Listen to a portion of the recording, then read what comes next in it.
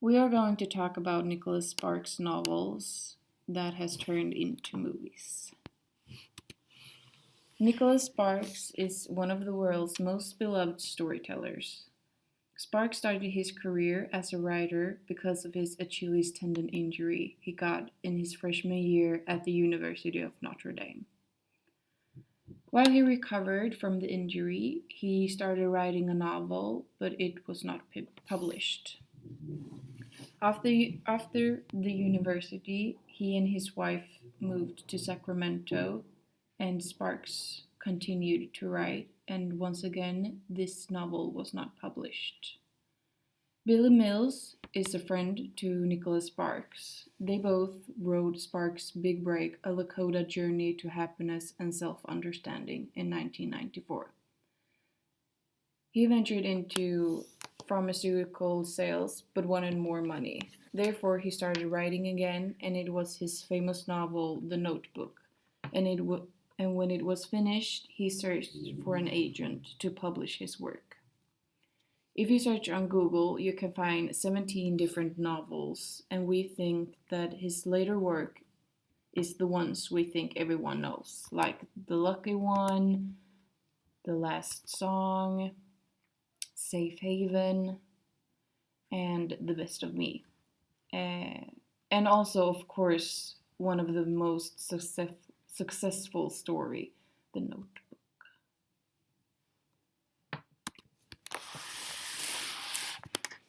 Every movie has an obstacle that the main character or characters have to overcome.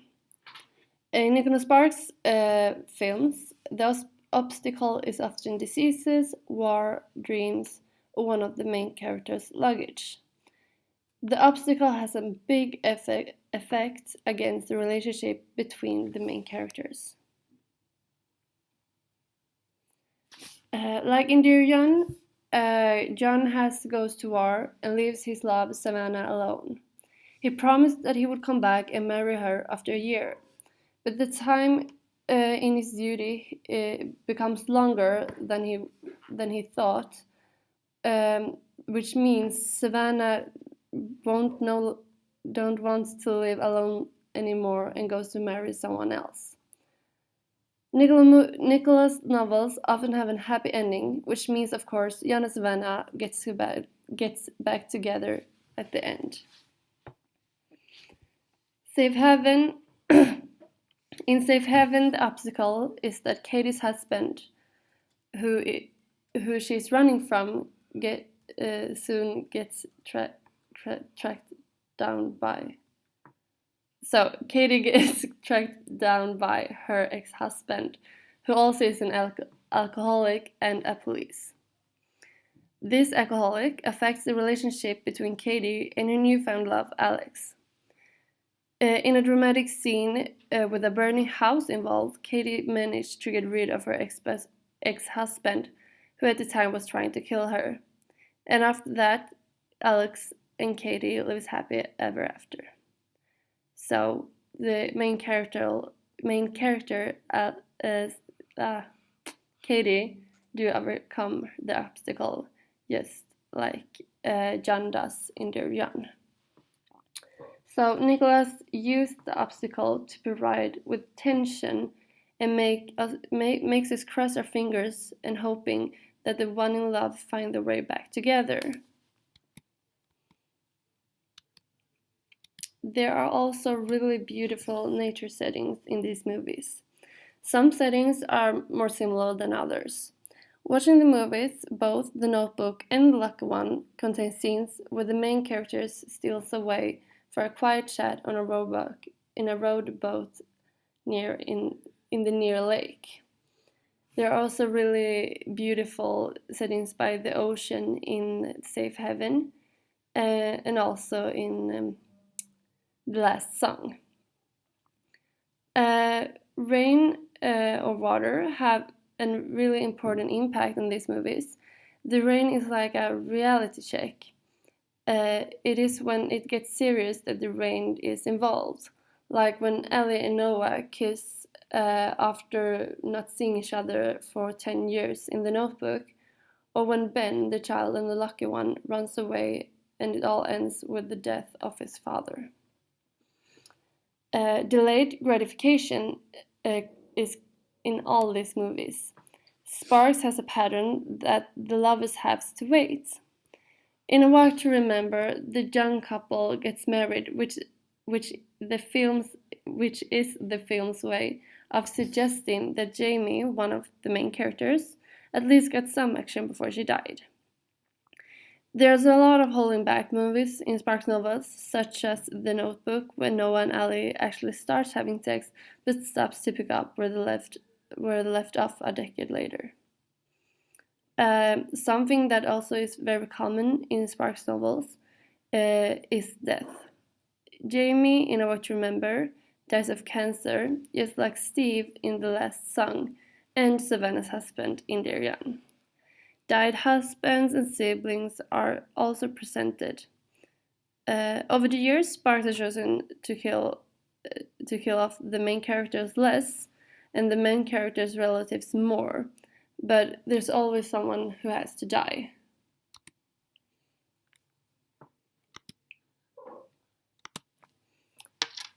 You can see a big difference between these movies and our life. First of all, the films are filmed as back in the day, which I mean they are filmed like 50 years ago, where the technology and so on wasn't that developed. So in these movies, there are a scene where Allie says to Noah in The Notebook, "Why didn't you write to me?" Today, I don't think anyone would start writing letters to the one they're in love with. They would more be like, "Why didn't you text me?" or so on. They're more traditional in the movies. They are very, very romantic traditionals that not longer exist in our time. Like in The Notebook, Noah goes up to Allie just to ask her to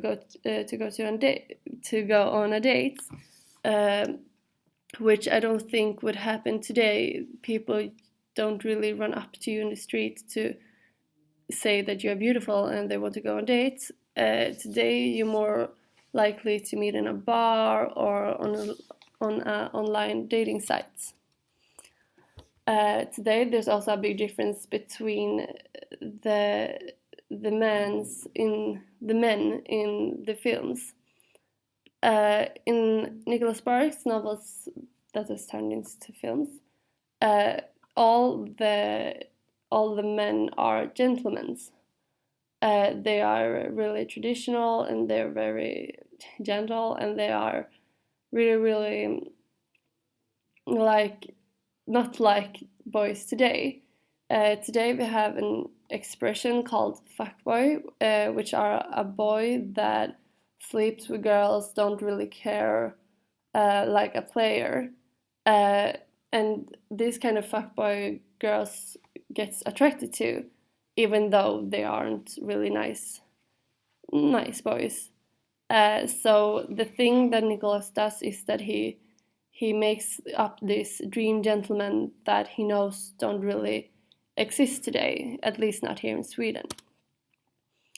In these movies, they all meet in reality, like they meet their love in real person. Like Notebook again, when he runs up to Allie just to ask for a number.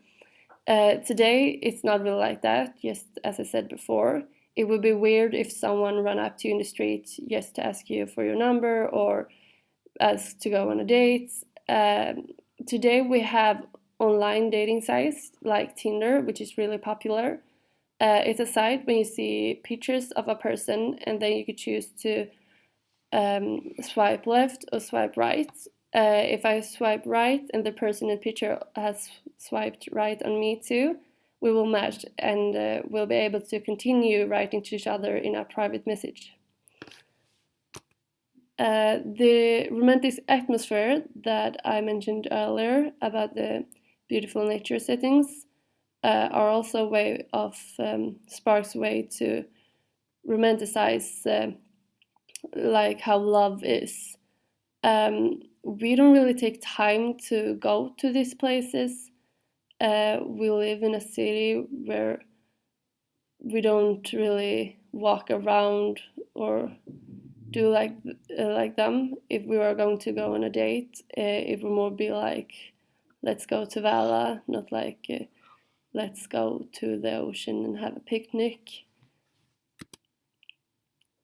Something that is I feel is that you don't really dare to walk up to a guy when you're sober, and especially not at daytime. It will more be in a bar when you had a couple of drinks, and then you could walk up to him and say something nice and so on, because then you can blame, if it all goes wrong, you can blame it on the alcohol, and it wouldn't be that embarrassing anymore. There are no delayed gratification in Sweden, I would say, especially because we are more open about sex, and it's something that you can talk about open, and it's not weird. You don't get like someone wouldn't look weird at you or so on. They wouldn't judge you.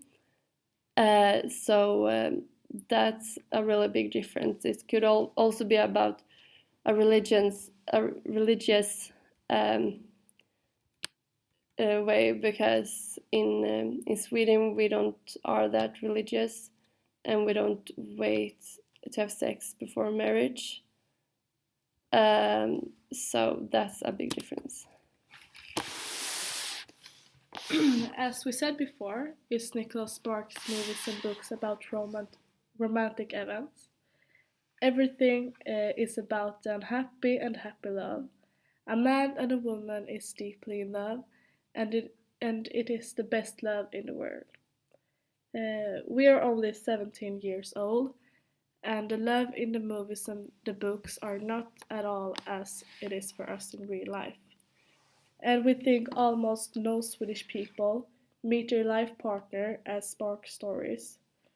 And now we meet people from Facebook and dating sites who might be the one.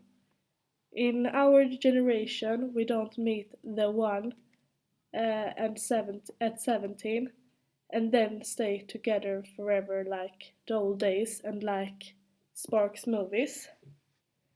We meet the guy that we like, but nothing happens. Maybe sometimes, but not always, because the time has changed. Which is sad, but we think most people, girls at least, want it to be like Spark stories. But it is not impossible for that to happen.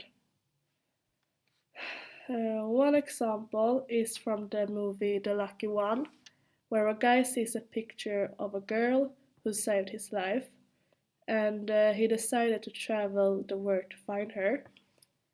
Spark brings out the perfect boyfriend and how wonderful love can be. Something like that would never appear in real life.